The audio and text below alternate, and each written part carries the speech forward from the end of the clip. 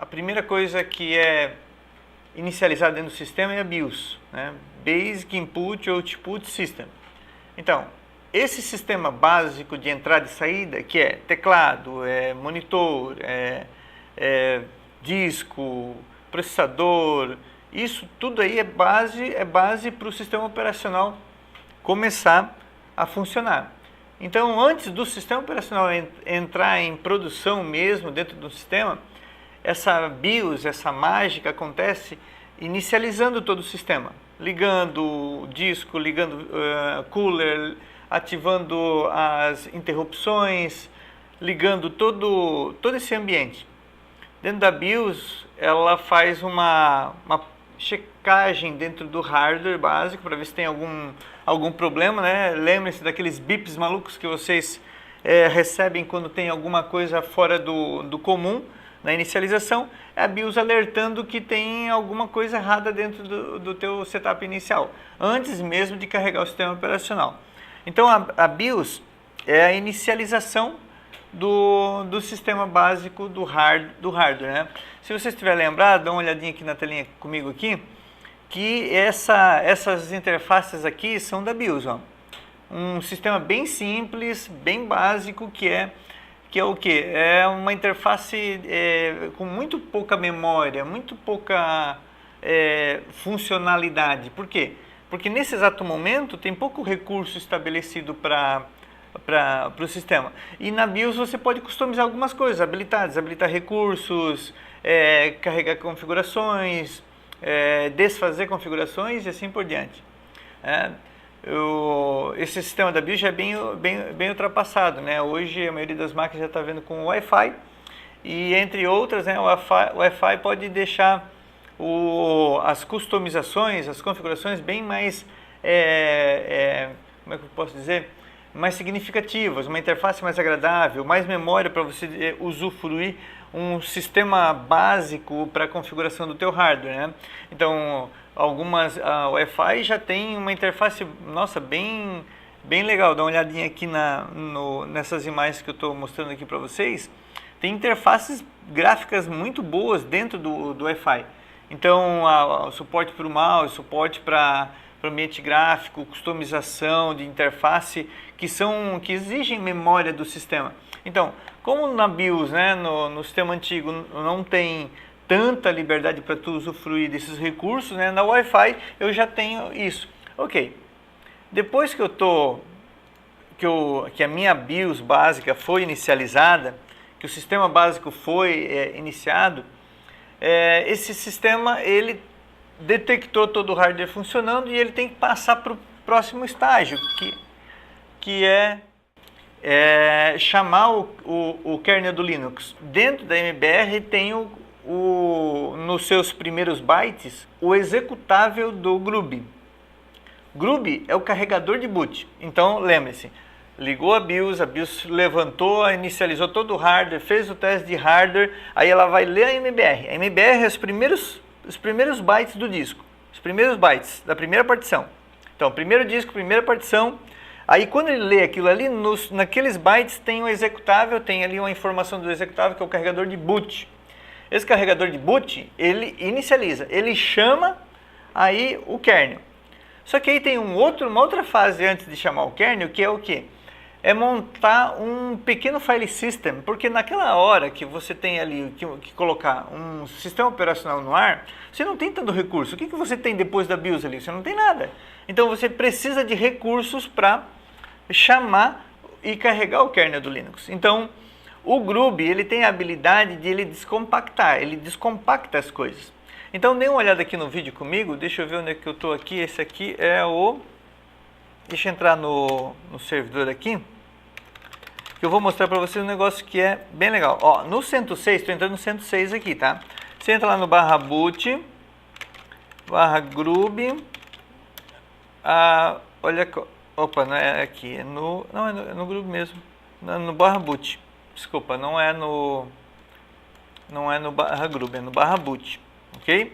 Então, tem um cara chamado initramfs aqui, ó. Então lembre-se, a BIOS começou, a BIOS passa para a MBR ativa a leitura desses 512 bytes, né? Então, a BIOS passa a leitura para a MBR, que contém a informação de onde está o GRUB. Aí o GRUB, ele vai inicializar. Quando ele inicializa, ele tem que criar um ambiente para chamar o kernel. E esse ambiente é o quê? É o init RAM-FS, Initial RAM File System.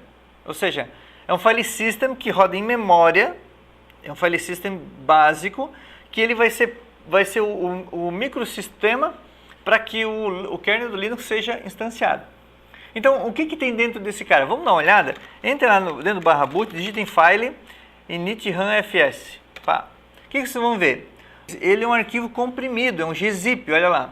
Então, vamos lá para o /tmp, mkdir sei lá, bola, cd bola.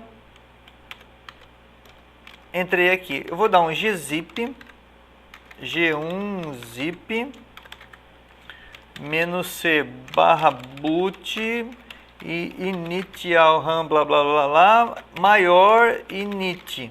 Tá? O init aqui é um nome qualquer, eu estou pegando, descomprimindo o initial RAM-FS e estou direcionando para o init, para ele criar um outro arquivo, só que eu já estou dando um zip nele, estou descompactando.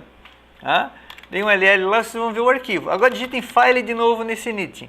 O que vocês vão ter lá? Vocês vão ter um arquivo do tipo cp.io. cp.io é um amontoador, um aglutinador de arquivos. Então o que ele pega? Ele lê um arquivo, pega ele, copia para um outro arquivo. Aí depois ele lê o resto, outros arquivos e coloca no final. E aí ele vai juntando todos esses arquivos num arquivão só, tá? Era muito usado na época que tinha fita, né? Que tu tinha que gravar sequencialmente todos os dados. Então, esse é o cp.io. Então, o que eu tenho? A minha memória RAM, a minha memória inicial, meu sistema de arquivos inicial, é um arquivo cp.io. Então, logo, imagino eu, se é um cp.io, é um conjunto de arquivos. Ele estava comprimido, como gzip, eu descompactei, ele vira um cp.io, e o cp.io o que tem? Vamos descompactar ele?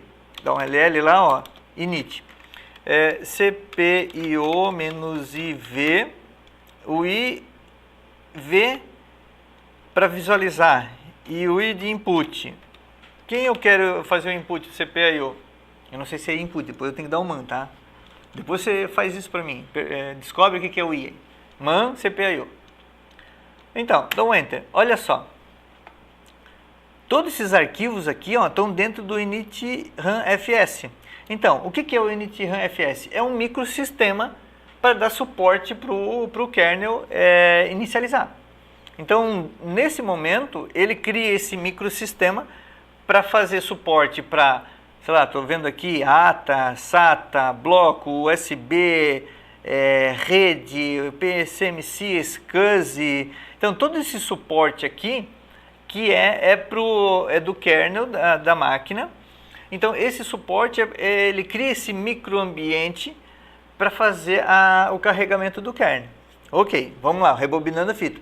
A BIOS ligou, a BIOS faz aqueles testes, verificação, inicialização e verificação dos dispositivos, lê a MBR faz a leitura, a execução do GRUB, que é o carregador de boot. O GRUB instancia o kernel, né? Mas para isso ele descompacta o init RAM-FS para criar esse microsistema, explode aí em si o kernel, tá? E aí o kernel, uma vez carregado, ele vai endereçar a memória, carregar sistema, vai levantar o ambiente básico, o sistema operacional. Veja que nesse momento ele está reconhecendo todo o hardware. Tudo que ele tem, ele está visualizando. A partir desse momento, ele monta a raiz do sistema, o barra. Aí dentro desse barra, aí ele já não precisa mais do file system, o RAM-FS. Aí ele não precisa, aí esse cara já pode ser desmontado. Aí a partir desse cara, aí eu tenho todo o meu sistema operacional que foi pré-instalado e já está disponível, os binários, as configurações, os arquivos, enfim. Aí esse cara vai fazer, depois dessa montagem, a chamada do init, que é o primeiro processo do sistema. No caso do sysinit, que é o sistema mais antigo de inicialização, é o programa init. Né? Se eu der um psax aqui, pipemore, a gente vai ver que o primeiro PID lá, olha só, o primeiro PID aqui, ó, ele é o init. Esse init, ele é um sistema já bem antigo, bem famoso, bem estável, muito maduro hoje, que está há muito tempo com sistemas Unix. Então, isso já advém lá do System 5, desde os precursores aí do mundo Unix, já tem esse init. Esse init agora está sendo repassado pela maioria das distribuições que já tem uma outra visão de inicialização de sistemas, né? Está mudando para o systemd, por N motivos, né? Um deles é paralelismo, suporte, atualização. Então tem alguns negócios legais que a gente vai ver nas outras aulas sobre o systemd. Então, para a nossa aula hoje aqui, a gente tem que lembrar o quê? BIOS inicializou, fez os testes, carregou MBR, MBR tem o GRUB sabe onde está o sistema, onde está a partição de boot, onde está o kernel, ele inicializa o initial RAM FS lá, descompacta, cria aquele microsistema, chama o kernel explode, absorve todo o hardware, e aí ele vem montando o barra, a raiz do sistema. Depois que isso está montado, ele já consegue abranger todo o sistema de arquivos, e aí ele já pode chamar aí a inicialização, e somente aí que ele começa a iniciar os serviços, né? Uma característica do sysinit, System 5 init, é que ele tem uma série de serviços e que ele é sequencial. Então, uma das reclamações é que com o advento do processamento, né, quanto mais máquinas poderosas você tinha máquinas lentas na inicialização e no desligamento também. Era comum você ter máquinas que você ligava, levava, sei lá, 20 minutos para inicializar, dependendo do tamanho da máquina, do porte, né? Então, com o advento aí das máquinas multiprocessadas, com hardware sobrando, processador, memória à vontade, e isso foi necessário criar uma outra estratégia para inicializar o serviço, né? Uma característica do systemd, e aí aqui eu vou entrar aqui no 107, tá? Então, uma das características do systemd era esse paralelismo, né? Ele tenta startar e ele vê que, como não tem dependências, ele pega e executa N serviços, e isso vai subindo, e a máquina hoje ela é muito mais bem utilizada, né? Porque antigamente você tinha uma máquina que era boa de processamento, só que esse processamento ele era serial.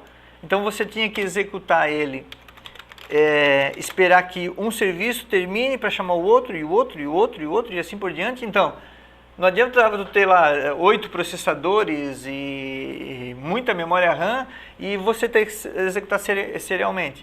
Então, da forma como está sendo desenvolvida hoje o systemd, é para o paralelismo total, ou seja, o setup, a inicialização, o shutdown da máquina fica muito rápido, ok?